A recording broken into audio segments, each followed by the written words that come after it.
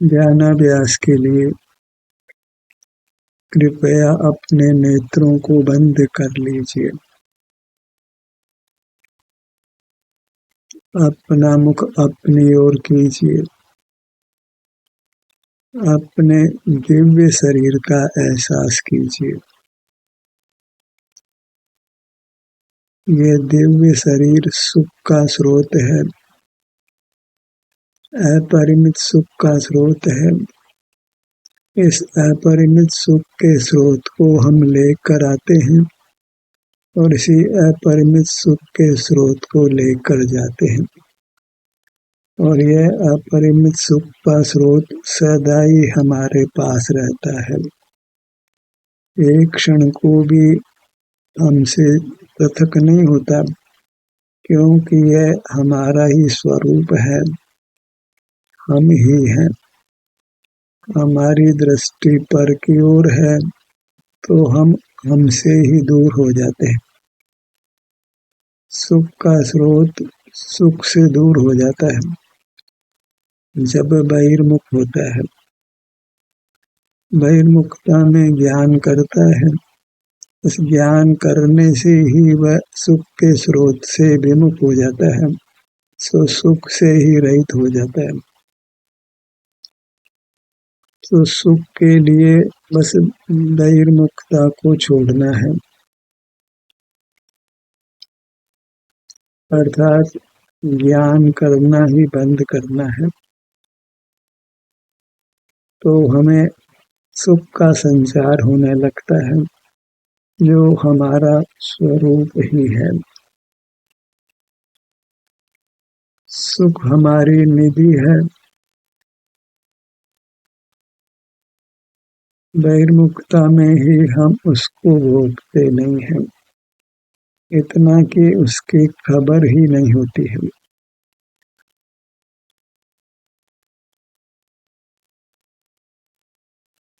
घर में निधि हो, खबर नहीं हो तो हम कंगाल ही रहते हैं।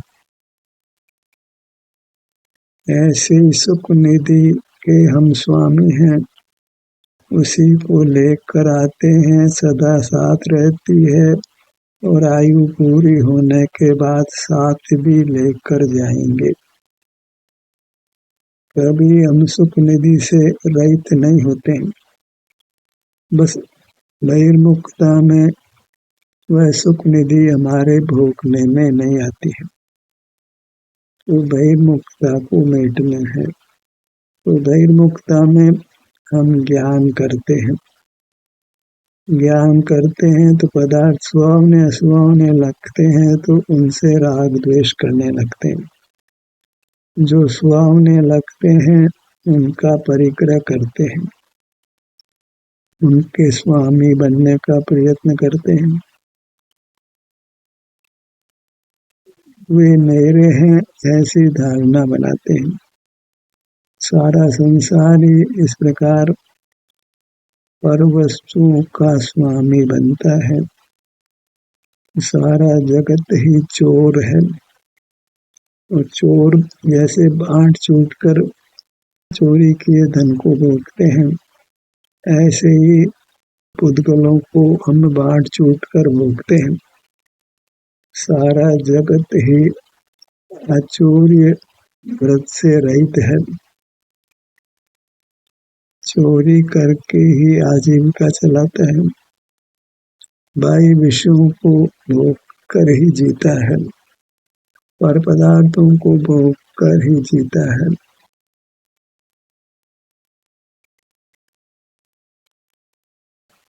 विषय सेवन कर ही सुख पाने का प्रयत्न करता है, और परस्पर एक दूसरे को आशीर्वाद भी ऐसा ही देता है। तो फलो दूधो नहाओ, खाओ पियो मौज उड़ाओ। रोजमर्रा कहीं पार्टी में जाना, किसी शादी में जाना, मनोरंजन के नाना कार्यक्रमों में शामिल होना, और धन का अर्जन करना, रक्षण करना, भोगना, ये सब बहिर्मुखता में होते हैं। तो स्वास्थ्य ठीक होता है तब तक तो ये सब सध जाता है, और जब कभी स्वास्थ्य बिगड़ता है तो भले कितना ही परिग्रह हो, हम दुख को ही भोगते हैं। तो सुख नियम से स्वास्थ्य का होता है, और स्वास्थ्य की प्राप्ति तो बहिर्मुखता छोड़ने से होती है।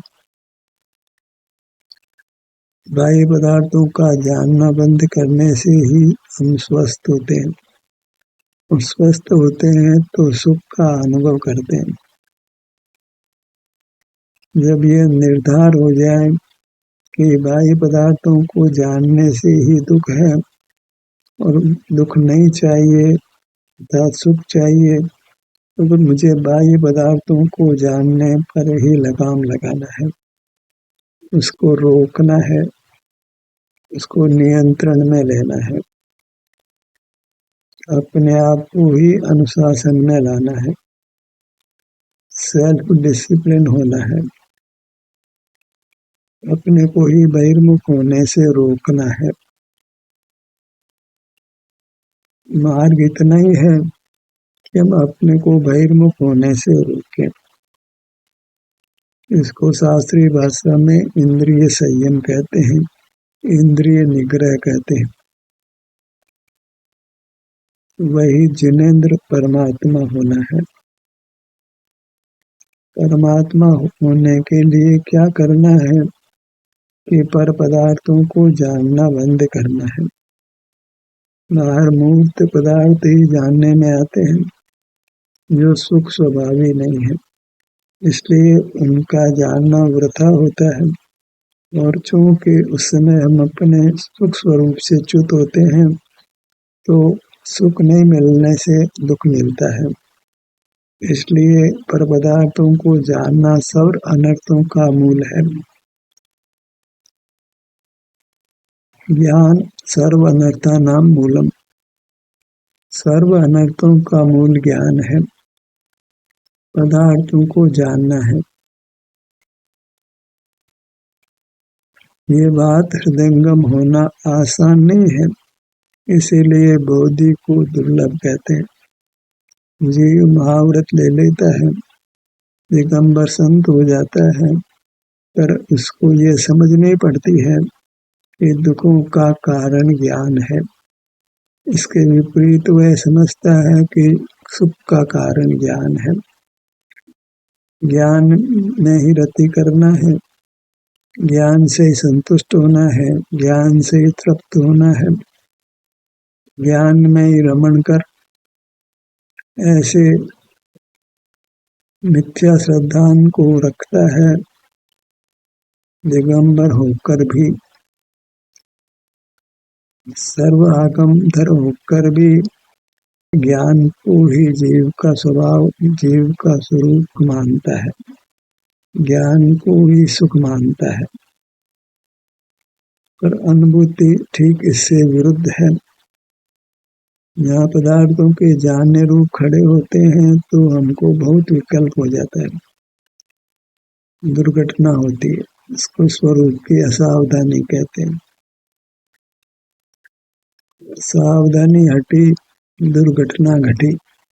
जहाँ पदार्थों को जानने लगे, विचार करने लगे, वही दुर्घटना हो जाती है। भीतर भी दुर्घटना और बाहर भी दुर्घटना। भीतर तो राग आदि के दोष उत्पन्न होते हैं, और बाहर कोई भी दुर्घटना जानलेवा तक हो जाती है। जब हम ज्ञान में स्थित नहीं होते, विचार नहीं करते, तो बस आनंद में केले करते हैं, हमको परम शांति होती है। शांति तो सब कोई चाहते हैं, पर शांति कैसे मिलती है? ज्ञान के निरोध से मिलती है। ये बात तो कल्पना में भी नहीं आती। तो ज्ञान का निरोध कैसे कर सकता है? तो ज्ञान के निरोध की कल्पना भी नहीं होती। ज्ञान को अपना स्वरूप मानता है, परमात्मा को भी ज्ञान स्वरूप मानता है, तो ज्ञान के निरोध से सुख होता है, ये निर्धार होना असंभव जैसा काम है, इसीलिए बोधि को दुर्लभ कहते हैं। अति अति अल्प राशि अर्थात न के बराबर जीव राशि मुक्त होती है। शेष राशि तो सब संसार में दुख ही भोगती रहती है।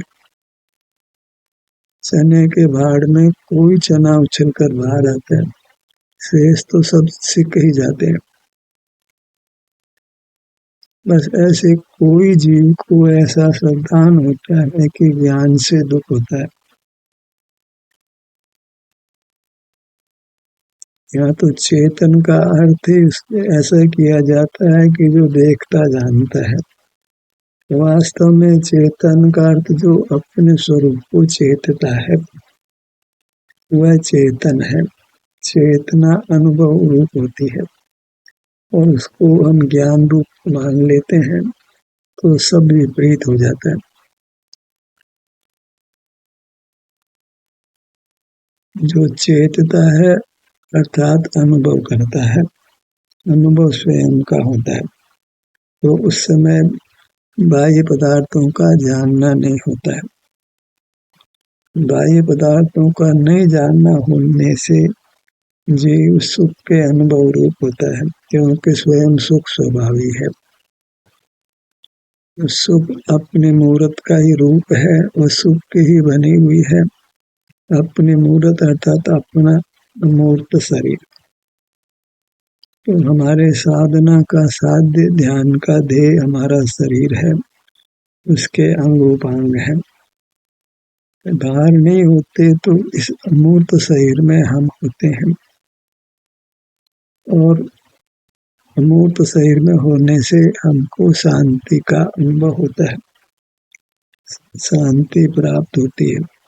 वह शांति ही हमारा साध्य होती है, हमारे ध्यान का ध्येय होती है, साधना का साध्य होती है।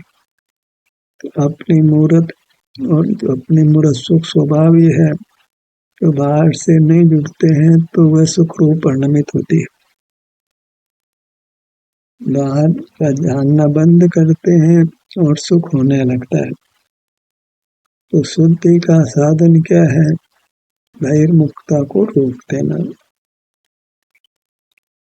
बहिर्मुख चित्त प्रकाश को ज्ञान कहते हैं, तो बस बहिर्मुख नहीं होना। तो उसका प्रतिपक्ष जो हमारा स्वभाव है, सुख है, वह हमारे अनुभव में आने लगता है। संसारी जीव ज्ञान करते हैं और मुक्त जीव सुख का अनुभव करते हैं। संसारी जीव ज्ञान करते हुए दुख भोगते हैं और मुक्त जीव ज्ञान का निरोध पूर्णतया हो जाने से सुख का अनुभव करते हैं। जिन्होंने ज्ञान का संस्कार पूरी तरह समाप्त कर दिया है, पूरी तरह मिटा दिया है, इस कारण से जो सहज अपने सुख के अनुभव रूप होते हैं वे परमात्मा होते हैं। तो धर्म की शिक्षा दीक्षा तो अत्यंत संक्षिप्त है। आचार्य जब भी दीक्षा देते हैं तो एक ही व्रत दिलाते हैं। भले लोक में 28 मूल गुणों की प्रसिद्धि हो, पर वास्तव में तो आचार्य एक ही प्रतिज्ञा दिलाते हैं कि मैं अपने स्वरूप में स्थित रहूंगा। कैसे स्थित रहूंगा? कि मैं इंद्रिय जय करूंगा। पंचेंद्रिय जय का नियम दिलाते हैं, वही महाव्रत है। 28 मूल गुणों में ये 5 गुण ही प्रधान हैं। गुण अर्थात कि 5 इंद्रियों से ज्ञान नहीं करना, तो वह कोई कार्य नहीं है, वह तो कार्य जो कर रहे हैं उसको रोकना है। अब तक 5 इंद्रियों से ज्ञान कर रहे थे, अब 5 इंद्रियों से ज्ञान नहीं करेंगे। तो सुख का जो स्रोत हम लिए बैठे हैं अनादि से, वह स्रोत खुल जाता है, उसका सुख अनुभव में आने लगता है। जो सुख का स्रोत बंद पड़ा था वह प्रकट हो जाता है। पहले चोरी के डर से अपने धन को लोग दीवारों में चुन देते थे ताकि चोर को खबर नहीं पड़े। जो चुनता है उसी को मालूम हो कि कहाँ उस धन को छिपाया गया है। तो चोर भले ही सारे घर को छान मारे, उसको धन नहीं मिलता है। और अचानक मर जाए तो उसकी संतति को भी मालूम नहीं होता कि पिताजी के पास कोई धन भी था। पर कदाचित दीवार में किसी कारण से कोई छेद करना पड़े तो वह स्रोत उसको मिल जाए।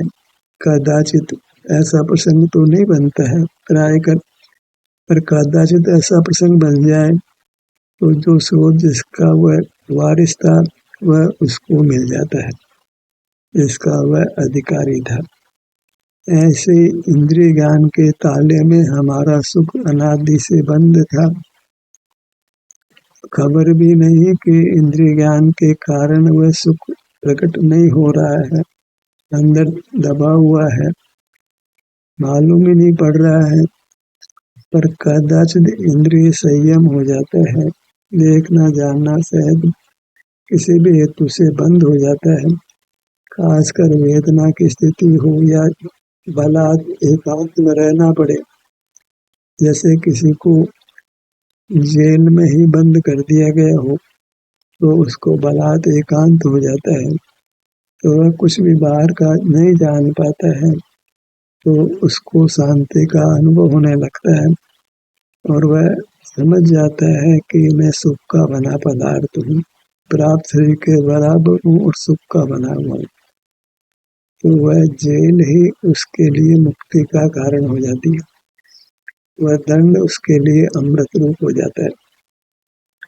ऐसे ही शरीर में वेदना का प्रकरण बनता है तो बहिर्मुखता मिटती है, अंतर में वेदना के अनुभव रूप होता है तो वीतराग होता है और उस वीतरागता में ही वह समझ जाता है कि सुख बाहर नहीं है, सुख तो मेरा ही स्वरूप है। वेदना को भोगते हुए समझ जाता है। इस हेतु से बहिर्मुख नहीं होने से दर्शन मोह कर्म का उपशम हो जाता है और उसको सम्यक ज्ञान हो जाता है। कैसी अद्भुत स्थिति है, बस बाहर का जानना बंद हो जाए किसी भी हेतु से तो मार्ग मिल जाता है। वेदना के मध्य में सम्यक ज्ञान प्राप्त कर लेते हैं, मोक्ष मार्गी हो जाते हैं, क्योंकि वेदना के समय बाहर का जानना रुक जाता है, बिना उपदेश के ही मार्ग की प्राप्ति हो जाती है। हम तो जिन कुल में पैदा हुए हैं, नाम जिन या जैन रखा है, तो हम तो सहज ही इंद्रिय ज्ञान का निरोध कर सकते हैं और इंद्रिय ज्ञान के निरोध से सुख का स्रोत हमें मिल जाता है। जो छिपा हुआ था इंद्रिय ज्ञान के ताले में, तो वह ताला खुल जाता है और हमें सुख का स्रोत अनुभव में आ जाता है।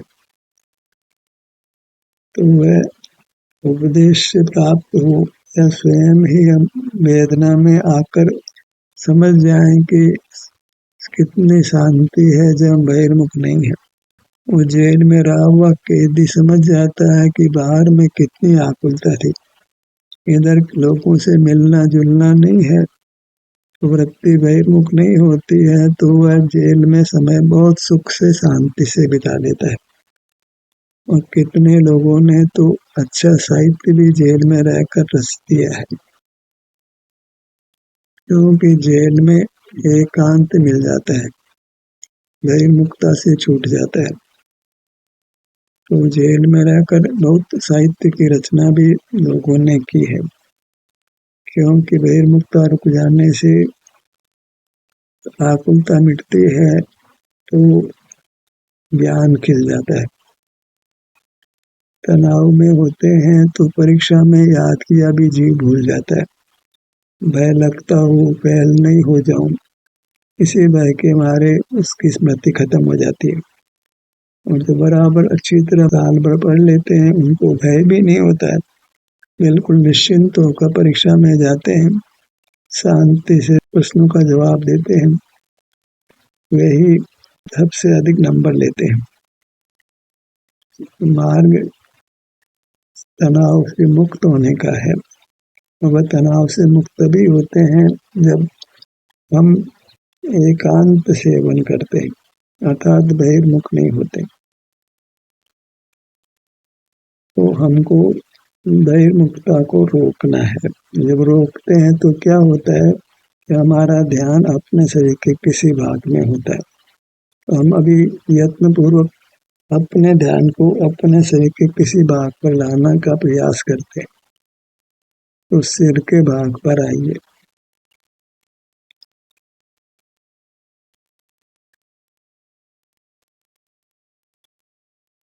किसी भी कार्य का विज्ञान मालूम हो तो हम निशंक होकर उस काम को करते हैं। थियोरेटिकल नॉलेज भी हो, फिर वह अनुभव से सिद्ध भी हो जाए तो सब कुछ पक्का हो जाता है, ज्ञान निश्चयात्मक हो जाता है। इसी को शास्त्रीय भाषा में सम्यक दर्शन कहते हैं। तो इसी से मोह कर्म उपशम को प्राप्त हो जाता है। ललाट का भाग